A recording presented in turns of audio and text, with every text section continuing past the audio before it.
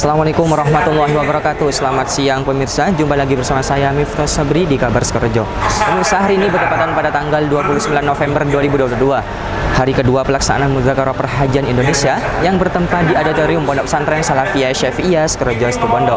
Baik pemirsa, berikut liputan selengkapnya.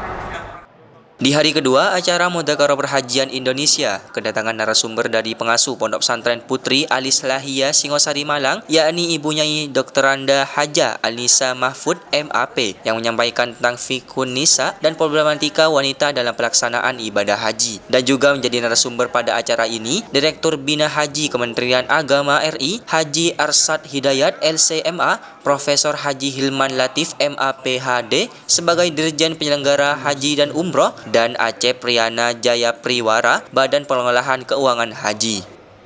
Begini, di dalam Undang-Undang 8 tahun 2019 ya, yang disebut jamaah itu sekarang tidak hanya terbatas kepada mereka yang mau berangkat. Jamaah itu, saya punya uang ya, sampai hari ini 25 juta, datang ke bank, dapat nomor porsi, hari ini saya sudah disebut jamaah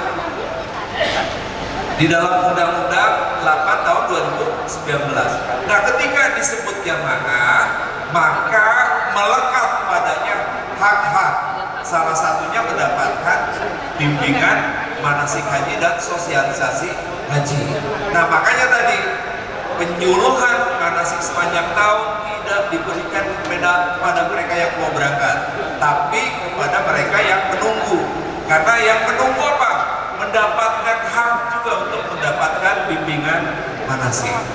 Jadi itu sebenarnya kita mencoba mengimplementasikan apa yang menjadi amanah undang-undang dan apa yang menjadi amanah PMA 13 tahun 2021. Acara Mudzakarah Perhajian Indonesia tahun 2022 dilanjutkan pada malam hari dan juga sekaligus penutupan acara yang dihadiri oleh Kiai Haji Raden Ahmad Az-Zaim Ibrahimi serta narasumber yang telah mengisi kegiatan Mudzakarah Perhajian Indonesia tahun 2022.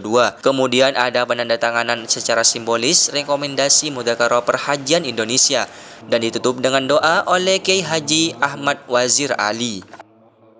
Alhamdulillah saya berkesempatan untuk baik secara pribadi maupun secara secara komunitas perempuan bisa mengungkapkan persoalan-persoalan yang dialami perempuan terkait dengan pelaksanaan haji.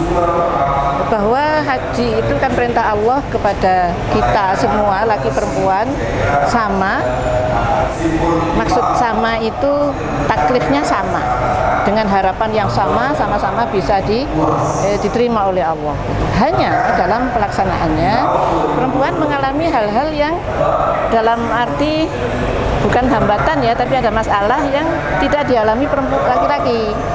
Misalkan syarat pergi harus ada izin kalau punya suami dari suami. Terus kemudian ada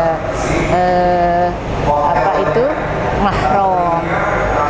Terus ada hal-hal yang tidak bisa dilaksanakan pada umumnya oleh syarat-syarat haji, tawaf dalam keadaan haid misalkan, kemudian dalam keadaan iddah dan sebagainya.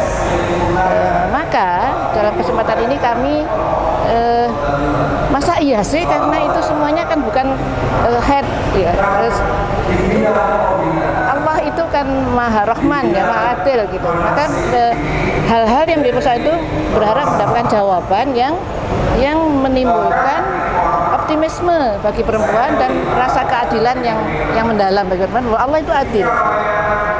Dengan harapan saya ada masalah tapi haji saya bisa terlaksana dengan harapan mabrur yang sama dengan yang diamalkan laki-laki. Persoalan izin suami yang di situ antara manusia dengan manusia, nah ini yang harus juga diperlukan fatwa hukumnya. Harus tahu, tetap kemanusiaan harus pertama didahulukan ya, sebelum fikih itu ya. Di atas fikih ada kemanusiaan kan. Suami nggak ngizini ini misalkan mengapa? Ini harus tahu. Kalau mengapanya itu memang kita tidak dibenarkan untuk berangkat, ya memang kita tidak berangkat. Nggak perlu fikih tadi disebutkan itu, tapi masalah kemanusiaan. Tapi kalau ada hal-hal yang seharusnya hanya masalah egoisme, maksudnya nah ini. Makanya di fatwa-fatwa ulama itu ada pendapat yang izin suami pun itu tidak menghalangi istitoah perempuan. Beliau mufti ya bisa juga melihat mengapa tidak mengizinkannya itu. Sekali lagi menurut saya persoalan fikih ini tidak hanya soal hitam putih ya, tapi masalah kemanusiaan harus didahulukan.